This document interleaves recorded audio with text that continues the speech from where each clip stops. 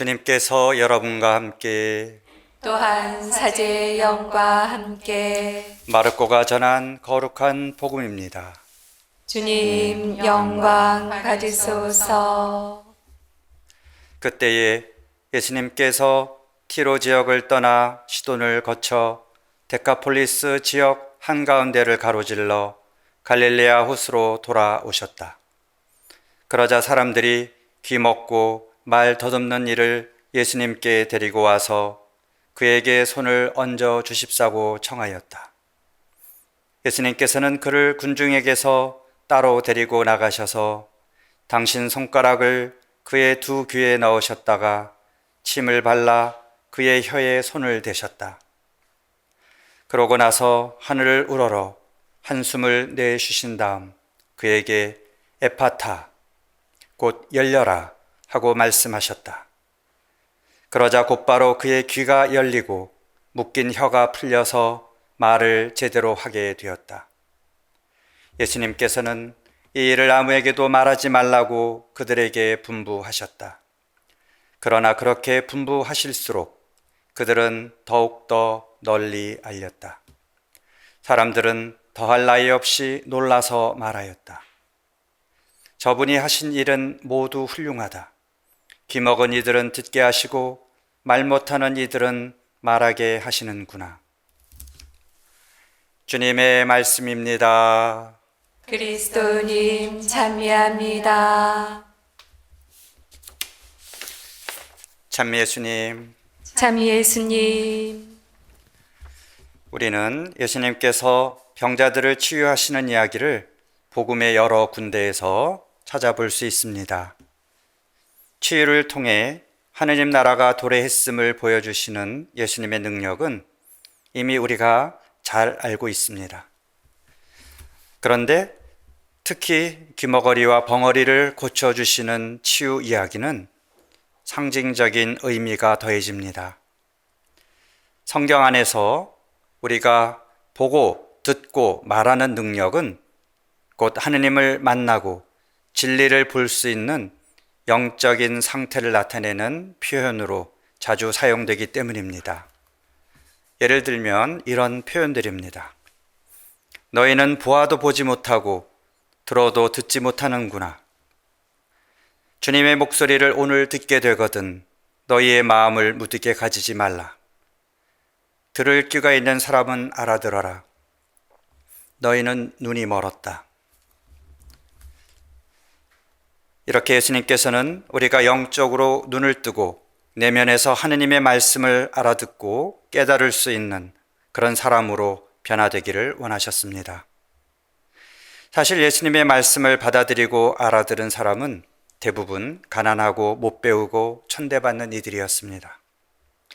복음에 자주 등장하는 바리사이파 사람들과 율법학자들은 대부분 예수님의 말씀에 대해 마음의 문을 닫아 버렸기에 예수님을 받아들이지 않았습니다. 그들은 왜 예수님을 통해 전해지는 진리를 보지도 듣지도 못했을까요?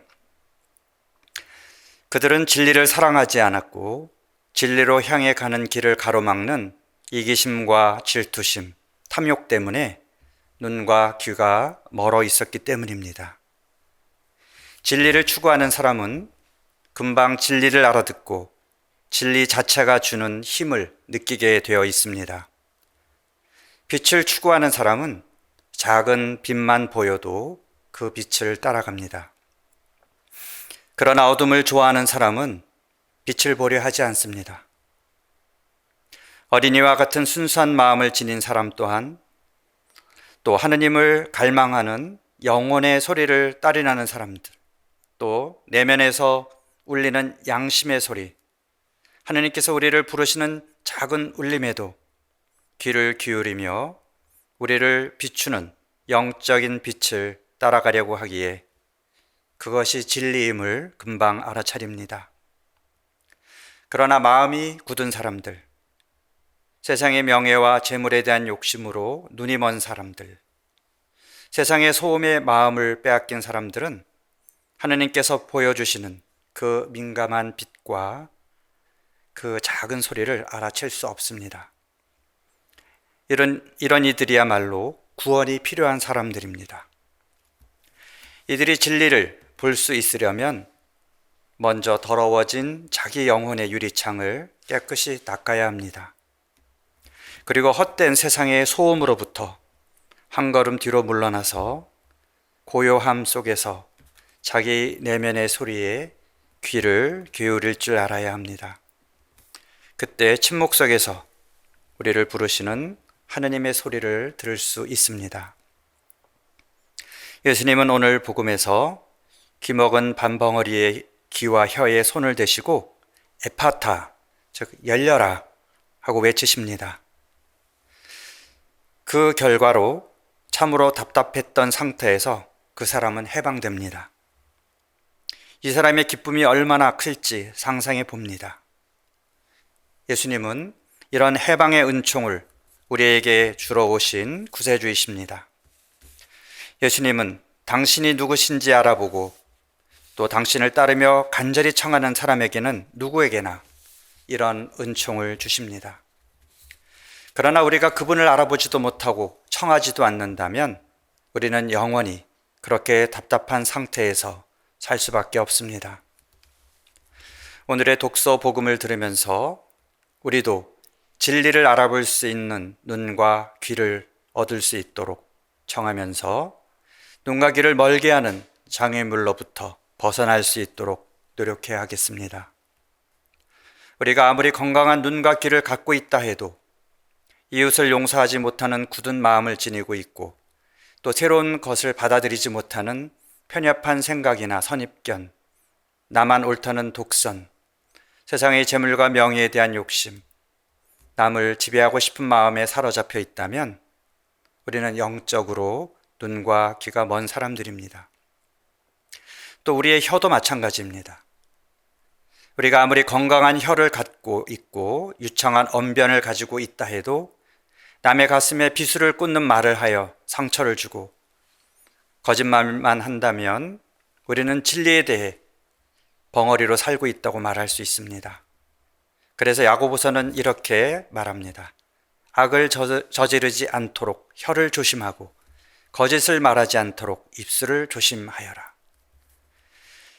우리는 예수님께서 주시는 그 사랑의 힘과 진리의 힘을 통해서 이런 장애물로부터 자유롭게 되기를 갈망하며 간절히 은총을 청해야 하겠습니다. 하느님의 가르침을 더 잘 보고 듣고 말할 수 있도록, 그래서 나와 타인과의 관계가 막힘없이 소통하며 또 욕심, 이기심, 미움이나 집착 같은 내적 억압에서 해방될 수 있도록 나의 눈과 귀와 입, 내 혀와 마음을 영적으로 활짝 열어달라고 간절히 청하도록 합시다. 아멘. 이제 잠시 미혼모들의 어려운 처지를 돕고 상담해 주시는 일을 새로 시작하게 된 춘천 마리아의 집에 전순남 수녀님께서 후원을 청하시는 말씀을 들려주시겠습니다. 작은 정성이 모이면 큰 힘이 됩니다. 여러분들의 많은 참여를 부탁드리겠습니다. 수녀님 나와주세요.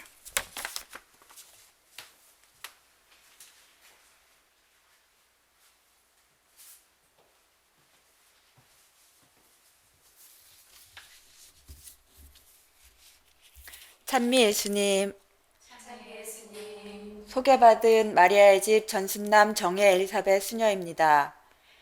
지난달 마리아의 집으로 교우 여러분을 찾아뵈었습니다. 교우님들의 도움으로 건축 공사가 끝나가고 있습니다. 이 자리를 빌어 도움을 주신 교우 여러분께 감사 인사드립니다. 한 달 만에 또다시 이 자리에 나온 이유는 시설에서 생활하지 못하는 위기에 처한 임산부와 유기될 위험에 처한 아기들의 생명을 지키기 위해 그들에게 필요한 지원을 요청하고자 나왔습니다. 저는 마리아의 집 외에 위기 임산부를 지원하는 위기 임산부 강원 지역 상담 기관장을 겸임하고 있습니다. 지난해 6월 수원 가정집 냉동실에서 영아의 시신이 발견된 사건 이후 7월 보건복지부가 실시한 출생 미등록 아동 전수조사 결과 출생 미신고 아동이 2,123명, 그중 249명이 사망했고 베이비박스 등에 유기된 아동이 601명에 달하는 참담한 사실이 드러났습니다. 이를 해결하고 보완하기 위해 올해 7월 19일 위기임신 및 보호출산 지원과 아동보호에 관한 특별법이 시행되었습니다. 이 특별법의 시행으로 전국 16개 지역에 지역상담기관이 개관하였고 강원특별자치도는 춘천 마리아의 집을 위기임산부 강원지역 상담기관으로 지정했습니다. 위기임산부가 언제든지 도움을 요청할 수 있도록 24시간 1308 전화상담을 통해 필요한 지원을 하고 있습니다.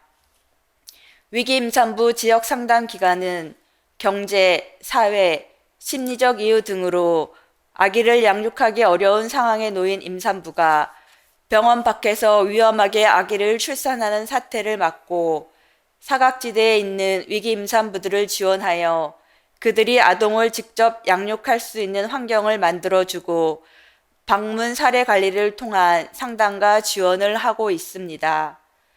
뜻하지 않은 임신으로 낙태 위기에 있는 태아들, 정신적인 문제로 아기를 출산 후에 돌볼 수 없는 산모들에게는 산후조리 도움이나 아기 돌봄 서비스가 필요합니다.